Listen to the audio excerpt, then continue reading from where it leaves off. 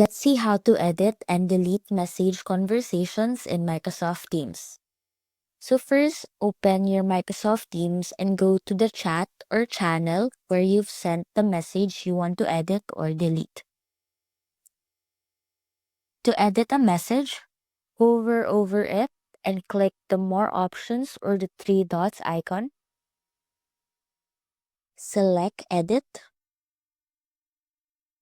Now make your changes and hit Enter or click the check mark to save. Now, if you want to delete a message, hover over it, click the More Options or the three dots again, and select Delete.